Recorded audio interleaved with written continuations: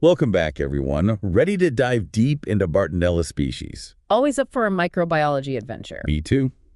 We've got Principles and Practice of Clinical Bacteriology, second edition, by Gillespie and Hockey to guide us. It's going to be good. Yeah, these organisms can be pretty sneaky. It's amazing how much we've learned about them recently with all the new molecular biology techniques. That's like we've uncovered a whole hidden world of bacteria. And speaking of hidden, did you see the part about Bartonella causing angiogenic tumors?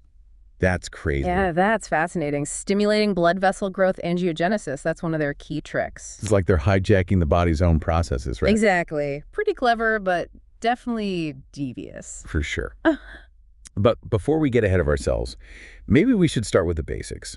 How do we even figure out that Bartonella was a human pathogen? Well, the early 1900s were a big turning point. Two diseases really stood out: Carrion's disease and trench fever. Ah, yes, Carrion's disease caused by B. bacilliformis.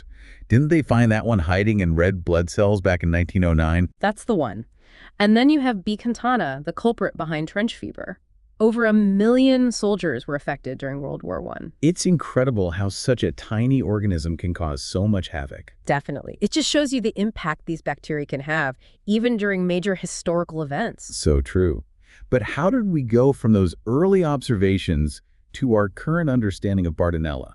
For a long time, things were all over the place. Bartonella species were classified under different names like Rochalamea and Gramella. So it was kind of like a puzzle, trying to figure out how everything fit together. Exactly, but then 16S RNA gene sequencing came along and changed everything. It allowed us to see that these organisms were actually closely related. And that's when they all got grouped together under the Bartonella genus, right? Precisely. It's a perfect example of how scientific progress changes our understanding of the microbial world. And once we figured that out, we started discovering even more Bartonella species. Absolutely. The 1990s were a boom time for Bartonella's discoveries. We realized just how diverse this genus really is. Wow, so many different species. Speaking of all these different species, which ones are the real troublemakers for humans, the ones that we as medical microbiologists need to be most aware of? Well, there are about 8 main culprits that cause problems in humans. You've got your classics like Bartonella bacilliformis, Bartonella cantana, Bartonella henselae, the cat scratch disease one. Right. And then there's Bartonella vinsoni, which actually has 2 subspecies, Burkhoffii and arupensis. Oh, and we can't forget Bartonella grahamii, Bartonella elizabethae, and Bartonella washoensis. That's a lot to keep track of. What makes these Bartonella species so different from other bacteria? What are their defining characteristics? Well, they're these tiny little gram-negative bacilli, but they can be tricky to work with in the lab. They're pretty picky eaters. Picky eaters? Yeah, they need specific things to grow, like hemin. They're what we call fastidious, so culturing them can be a real pain. Sometimes you're waiting weeks, even months for them to grow. Wow, weeks or months. I bet that makes diagnosis tough. It definitely does, but thankfully we have PCR now. That's been a game changer for identifying Bartonella. PCR, the microbiology superhero. Right. It lets us target specific genes like 16S, rRNA, GLTA, ITS, RPPO-B, and GRO-EL, so we can pinpoint exactly which species we're dealing with. It's like a molecular fingerprint for each species. Amazing. It really is. These genetic techniques have helped us uncover so much about the Bartonella genus and how they're all related. So we've got their family tree figured out. We know what they look like. But now I'm curious, how do these little guys cause infections? How do they outsmart our immune system? Well, one of their main strategies is to infect red blood cells. Ah, so that's why they're so hard to detect. They're hiding out in our own cells. Exactly. It's called tropism for red blood cells. Yeah. And they have some pretty clever ways of doing it. Did you read about B. tribocorum in rats? I think so. Remind me. Well, this bacteria actually limits how much it replicates inside each red blood cell. Why would it do that? So the red blood cell doesn't burst. If it burst, the bacteria would be exposed and our immune system would attack. Wow, that is sneaky. So it's basically playing hide and seek inside our bodies. Exactly. They've mastered the art of staying under the radar. And what about those angiogenic tumors we talked about earlier? How does that fit into the whole infection process? Well, angiogenesis, the formation of new blood vessels, it's not always a bad thing. It's actually a normal part of wound healing and tissue repair. So it's like our body's own repair system. Right. But Bartonella takes advantage of this process. They produce this stuff called vascular endothelial growth factor, or VEGF. VEGF, okay. What does that do? It basically tells the body to make more blood vessels. So Bartonella uses VEGF to stimulate blood vessel growth right at the site of infection. So it's creating its own little supply lines. Exactly. Those new blood vessels give the bacteria more nutrients and oxygen, helping them thrive. Clever, but not good for us. So all this manipulation of blood vessels, it makes me wonder how these infections actually show up in people. What are the symptoms we should be looking for? That's the million-dollar question, and that's where things get even more interesting. Bartonella infections can cause a huge range of symptoms. So it could be anything from a mild annoyance to something really serious. Exactly. It all depends on the specific Bartonella species, how the person got infected, and their immune system. So we need to take each infection on a case-by-case basis. Exactly. But to really understand the full scope of Bartonella, we need to dive into each clinical presentation. Let's start with Carrion's disease. That one's got a fascinating history. What are the key features of this infection? Well, Carrion's disease is a bit unique because it has two distinct phases. First, you have the acute phase, which is called Oroya fever. This one hits hard and fast with high fever, chills, headache, muscle aches, and severe anemia. Severe anemia. That sounds really dangerous. Why does that happen? It all goes back to B. bacilliformis's love for red blood cells. During Oroya fever, the bacteria invade and destroy red blood cells on a massive scale. This process, called hemolysis, is what causes that severe anemia. So the very cells that Bartonella needs to survive end up becoming casualties in the process. Right. That's pretty rough. What happens after the acute phase? Well, that's when things get really interesting. The second phase, called verruga peruana, is characterized by these distinctive skin lesions. Skin lesions. So it goes from being a systemic illness to something more localized. Precisely. And these lesions are not your average rash. They're actually vascular tumors. Vascular tumors, like those angiogenic tumors we talked about earlier. Exactly. B. bacilliformis uses its angiogenesis superpower to create these tumors in the skin. They can range from small reddish bumps to larger nodule-like growths. Wow. It's incredible how one bacteria can cause such drastically different symptoms in the same person. Is Carrion's disease the only Bartonella infection that has these distinct phases? That's a great question. Carrion's disease is definitely the most dramatic example, but other Bartonella infections can also cause a variety of symptoms over time. Take trench fever, for example. People with trench fever often experience recurring episodes of high fever, headache, and bone pain. Recurring episodes, so it comes and goes. Exactly. Each episode usually lasts about 5 days, and then it goes away, but then it comes back again. This pattern earned trench fever the nickname Quinton fever. Quinton fever. It's like the bacteria is playing games with the immune system. Speaking of playing games, let's talk about cat scratch disease. That one seems to get a lot of attention, even though it's usually pretty mild. Oh yeah, cat scratch disease, or CSD. It's the one that makes people a little afraid of their feline friends. But most cases are pretty straightforward, right? For the most part, yeah. The classic presentation is swollen lymph nodes near a cat scratch or bite. So pretty easy to diagnose. But are there ever cases where CSD gets more complicated? Well, sometimes it can spread beyond the initial site of infection. There's something called Peyronie's oculoglandular syndrome, which involves inflammation of the eye and lymph nodes near the eye. So it can affect the eyes too. Yep. And in rare cases, CSD can even lead to encephalopathy, which is inflammation of the brain. So even though it's usually mild, there's always a chance it could take a turn for the worse. Yeah. We should always be on the lookout for those atypical presentations. Absolutely. Especially in people with weakened immune systems. Speaking of complications, we can't forget about Bartonella endocarditis. That one's a bit more serious, right? Definitely. Endocarditis is an infection of the heart valves, and it can be caused by several Bartonella species, especially B. contana and B. henselae. I bet that's a real challenge to diagnose and treat. Oh yeah, for sure. You really have to have a high index of suspicion with Bartonella endocarditis, especially since many people with Bartonella endocarditis don't have the typical risk factors like IV drug use or previous heart problems. So we need to keep Bartonella on our radar, even for cases that don't seem like the classic textbook examples. Exactly. Sometimes it's the unexpected culprit. It sounds like we've only just scratched the surface of Bartonella infections. There's so much to learn about these tricky bacteria. Absolutely. And now that we've covered the clinical side of things, I think it's time to dive into the lab. How do we actually diagnose these elusive bacteria? I'm all for it. Let's get those microscopes ready. So we're diving into the lab now, trying to wrangle these Bartonella species for a diagnosis. It sounds like it's going to be a battle. Where do we even begin with trying to identify these sneaky bacteria? Well, as we said before, these bacteria are really hard to grow in the lab. They're slow and picky. It's what makes them so challenging to diagnose. So even though culture is the gold standard for most bacterial infections, it's not always practical with Bartonella. Right. You could be waiting weeks, even months to see any growth. And that just delays everything. Diagnosis, treatment, the whole 9 yards. Thankfully, we have PCR now, which is a lifesaver. PCR is like the MVP of microbiology these days. But how does it help us with Bartonella? Well, PCR lets us amplify specific parts of the Bartonella DNA, so we can find it even if there's not a lot of it in the sample. Right. But we need to know what to look for. What genes are we targeting with PCR? There are a few key ones. GLTA, 16S rRNA, and PAP31 are some of the most common targets. And by analyzing these genes, we can not only confirm the presence of Bartonella, but also figure out exactly which species is causing the infection. So it's like having a molecular fingerprint for each species. That's pretty cool. But I'm guessing PCR isn't perfect, right? You're right. No test is perfect. One thing to keep in mind with PCR is that it's just detecting DNA. Meaning?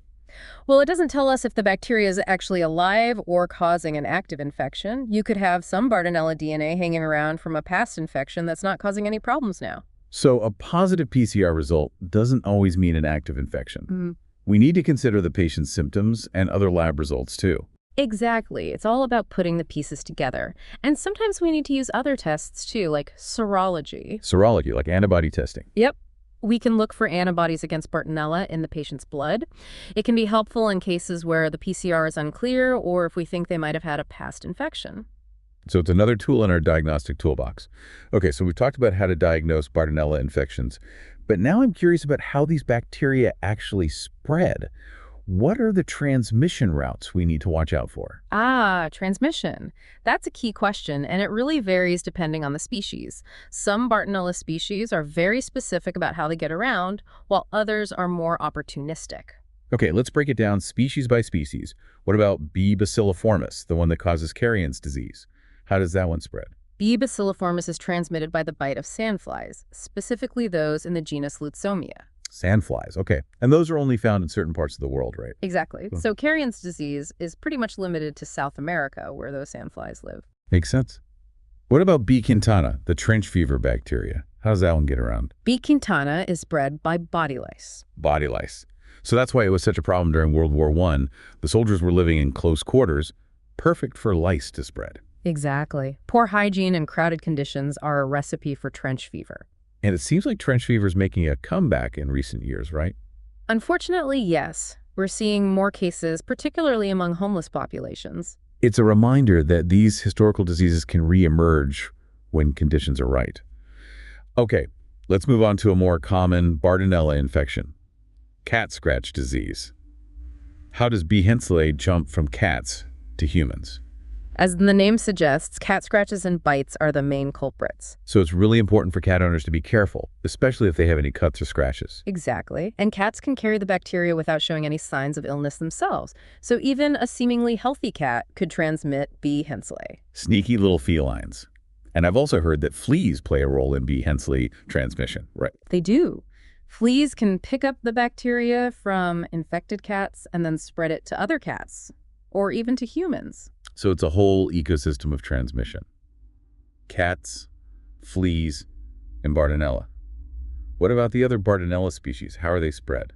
Well, we're still learning about the transmission patterns of some of the less common species, but we know that ticks and fleas are involved in many cases. So it seems like these blood-sucking insects are a common theme in Bartonella transmission. Definitely. They're the ultimate vectors. Okay, so now that we know how these bacteria spread, let's talk about how to prevent infections. What can we do to protect ourselves from Bartonella? Well, like I said, different species have different transmission routes, so the prevention strategies vary. For B. quintana, which is spread by body lice, the key is good hygiene and avoiding contact with infected individuals. So pretty basic stuff. Wash your hands, don't share clothes, avoid close contact with people who might have lice. Exactly. Those simple measures can make a big difference. What about B. henselae? Should cat owners be worried? For most healthy people, cat scratch disease is a pretty mild illness. But there are some things cat owners can do to minimize the risk. Like what? Well, Washing your hands thoroughly after handling cats is always a good idea, especially if you have any cuts or scratches on your hands. So basic hygiene again. Right. And for people who are immunocompromised, it might be best to avoid rough play with cats or even minimize contact altogether, just to be on the safe side. So common sense precautions are key. What about flea control? I bet that's important too, right? Absolutely. Keeping your cat free of fleas is one of the best ways to prevent bee Henseley transmission. There are lots of good flea control products out there. So a well-protected kitty is a happy kitty and a safer kitty for everyone. Okay, so we've covered a lot of ground in terms of prevention. But what happens if someone does get a Bartonella infection? How do we treat it?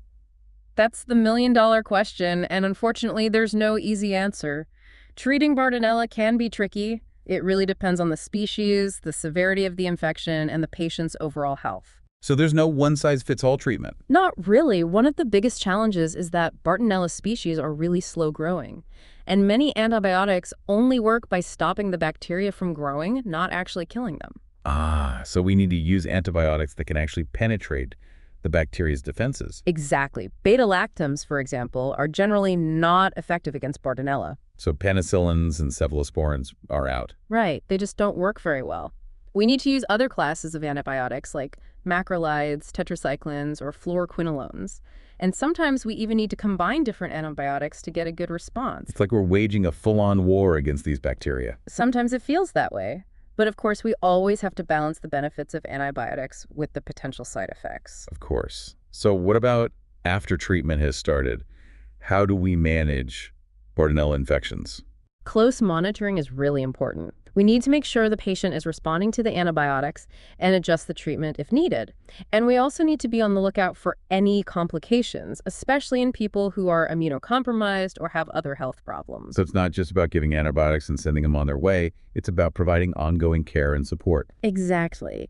And for some patients, managing a Bartonella infection might involve a whole team of healthcare providers, like infectious disease specialists, cardiologists, dermatologists, whoever is needed. It's a real team effort. Yeah.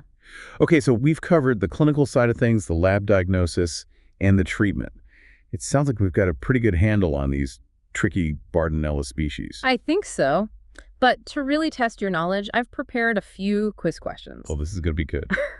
Hit me with your best shot. All right, question number 1. Which of the following Bartonella species is the one that love to invade red blood cells, causing the severe anemia we see in Arroyo fever? Is it A, Bartonella quintana, B, Bartonella bacilliformis, C, Bartonella henselae, or D, Bartonella vinsoni? Okay, listeners, think back to what we discussed about Bartonella and red blood cells. Which one is the culprit? We'll reveal the answer and explanation after a quick break. All right, time for the big reveal. Which Bartonella species can't resist those red blood cells? If you guessed B, Bartonella bacilliformis, you're right on the money. This is the one that causes all that havoc in Arroyo fever. It's amazing how one little bacteria can cause such severe anemia. Okay, what's next? Question number 2. Get ready. A patient comes in with these recurring bouts of high fever, headache, and bone pain. What Bartonella species is probably causing this? A, Bartonella henselae, B, Bartonella quintana, C, Bartonella bacilliformis, or D, Bartonella vinsoni? This one sounds familiar. Listeners, think back to those distinctive fever patterns we talked about. That's right, we're talking about quinton fever, and the culprit behind that is B, Bartonella quintana. Classic trench fever. Those cyclical fevers are a dead giveaway. Okay, hit me with question number 3. All right, think fast. What's the gold standard for diagnosing a Bartonella infection? A, serology, B, PCR, C, culture, or D, histopathology? This one takes us back to the lab. Which method gives us that definitive proof? The answer is C, culture. Nothing beats actually growing the bacteria from a sample. Totally. But as we know, Bartonella can be super finicky in the lab. So often we have to rely on other methods like PCR or serology to help us out. For sure. It's all about using the right tools for the job. All right, ready for question number 4? Lay it on me. Which antibiotic class is basically useless against Bartonella species?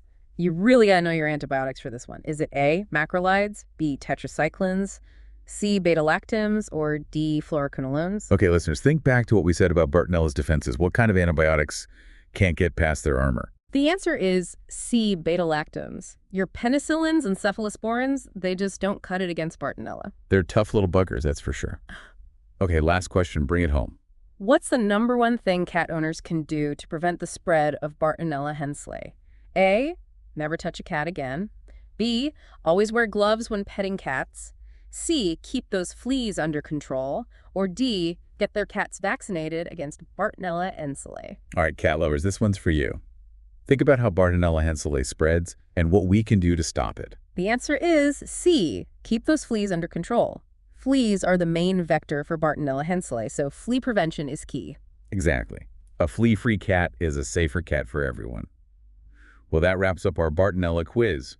How did everyone do? Hopefully you learned a thing or two about these fascinating and sometimes frustrating bacteria. We covered a lot of ground today. We talked about what makes Bartonella unique, how they cause all sorts of different infections, the challenges of diagnosing them, and how to treat and prevent them. It was a real deep dive, but I bet there's still so much more to learn about these bacteria as research continues. Absolutely. The microbial world is full of surprises.